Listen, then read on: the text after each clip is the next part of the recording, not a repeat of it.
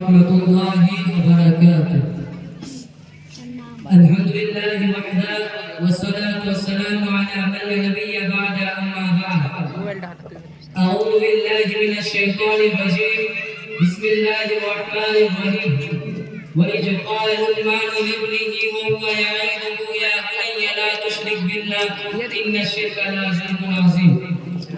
وقال النبي الكريم صلى الله عليه وسلم من متى لا يشرك بالله شيئا دخل الجنة ومن متى يشرك بالله شيئا دخل النار. উপস্থিত মাননীয় সভাপতি ও বিচারক মণ্ডলীগণ, শ্রদ্ধেয় সম্মানীয় শিক্ষক মহাশয়গণ এবং আমার সামনে বসে থাকা ছাত্রবৃন্দ ভাই সকল, আজকে আমি বাৎসরিক আঞ্জুমানের যে নির্ধারিত বিষয়টির উপর আলোকপাত করব বলে মনে করেছি সেটি হচ্ছে শিরক। সম্মানিত উপস্থিতি, পৃথিবীর মধ্যে যতগুলো গুনাহ রয়েছে তার মধ্যে সব থেকে বড় গুনাহ হচ্ছে শিরক। আর আমরা জানি যে একজন শিরক করা ব্যক্তি যদি শিরকের অবস্থায় মৃত্যুবরণ করে তাহলে সে কখনো জান্নাতে প্রবেশ করতে পারবে না। সম্মানিত উপস্থিতি, শিরক এত বড় গুনাহ কেন?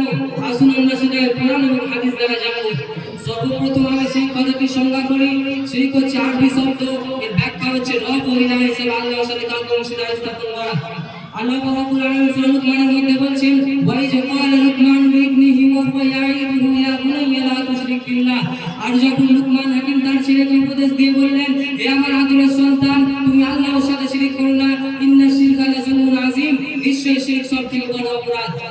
এই আয়াত থেকে আমরা এটা বুঝতে পারলাম যে লুকমান হাকিম যেমন করে তার ছেলেকে উপদেশ দিয়ে বলেছেন, তেমন করে আপনাকে আপনার ছেলে মেয়েকে উপদেশ দিয়ে বলতে হবে, হে আমার আদরের ছেলে, হে আমার আদরের মেয়ে, তুমি আল্লাহর সাথে শিরক করো না, নিশ্চয়ই শিরক সবথেকে বড় অপরাধ।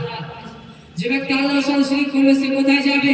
আল্লাহ রাব্বুল আলামিন আমাদের বলেন, ইন্নাহু মান ইউশরিক বিল্লাহ, নিশ্চয়ই যে ব্যক্তি আল্লাহর সাথে শিরক করবে ফাকাদ হারামাল্লাহু আলাইহিল জান্নাতা, আল্লাহ রাব্বুল আলামিন তার জন্য জান্নাতকে হারাম করবেন, ওয়া মাওয়াহুন নার, এবং তার ঠিকানা হবে জাহান্নাম, ওয়া মা লিযালিমিনা মিন আনসার, এবং মুত্তাকিদের কোনো সাহায্যকারী নেই।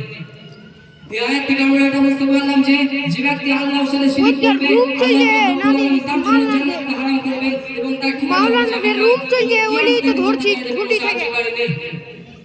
যে ব্যক্তি আল্লাহর সাথে শিরক করবে এবং তওবা করবে না, আল্লাহ রাব্বুল আলামিন তাকে ক্ষমা করবেন না।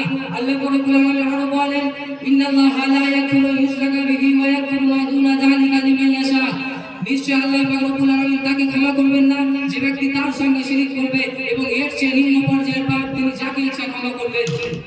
এই আয়াত থেকে আমরা এটা বুঝতে পারলাম যে আল্লাহ রাব্বুল আলামিন সেই ব্যক্তিকে ক্ষমা করবে না যে ব্যক্তি আল্লাহর সাথে শিরক করবে এবং এর চেয়ে নিম্ন পর্যায়ের পাপ তিনি যাকে ইচ্ছা ক্ষমা করবেন। আসলে এবার আমরা হাদিস থেকে কিছু শুনবো।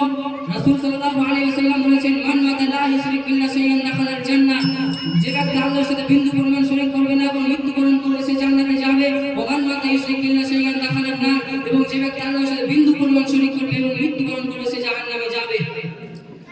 আমরা মাত্র বিষয় দ্বারা বুঝতে পারি যে ব্যক্তি আল্লাহর সাথে বিন্দু পরিমাণ শিরক করবে সে জাহান্নামে যাবে। এবং অবশেষে আমি আল্লাহর কাছে দোয়া করি, হে আল্লাহ আমাদের সকলকে যেন শিরক মুক্ত মৃত্যুবরণ করার তৌফিক দান করুন।